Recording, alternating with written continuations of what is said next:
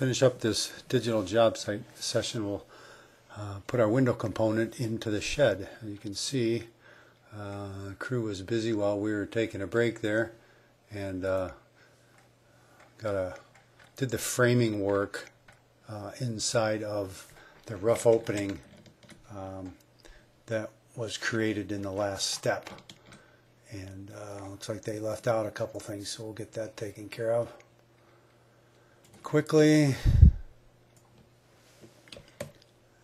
We're going to move this down there. Move one of these guys here.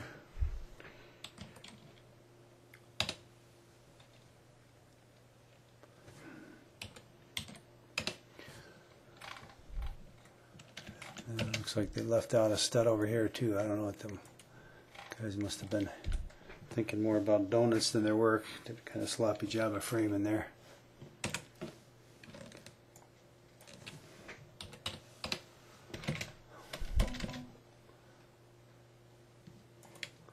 All right, oops, stud was still had a hold of that stud. Okay, there's the framing done. You can see how this stuff's quickly editable and fixable, and that gives us the framing. We'll just go in and give ourselves a couple reference marks here,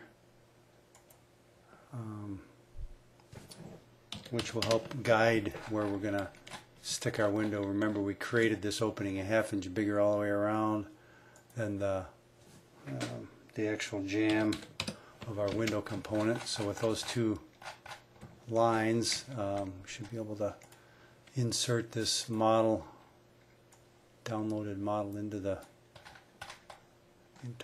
our project here pretty quickly. Get things to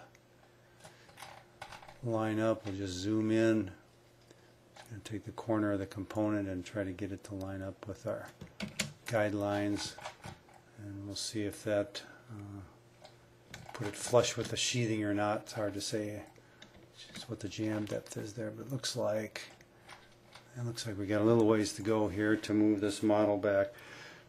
And I'm using a trick here with the move tool, which is holding down an arrow key, and you can see that this locks an inference, and it's starting to act up here.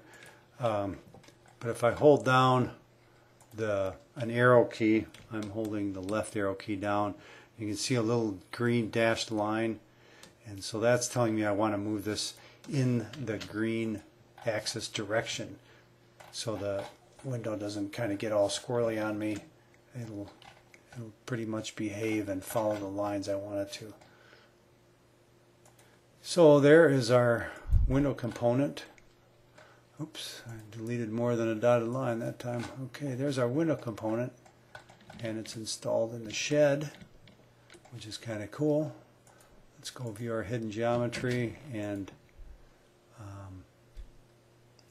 unhide the brick mold for the door, so that looks complete. Turn off the hidden geometry and turn off our section plane so you can see the whole building. Don't need this part anymore. We'll get rid of that rough opening size.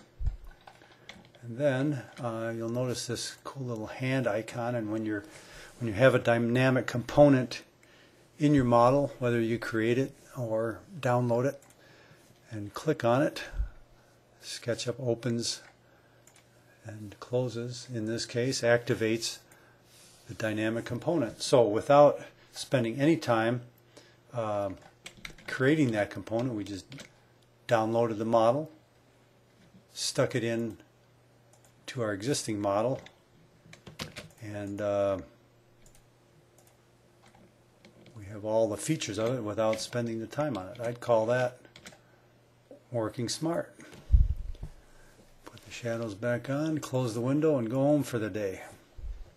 Thanks for visiting the digital job site. Hope that this gives you some ideas of the resources that are available with SketchUp and their online component library or warehouse.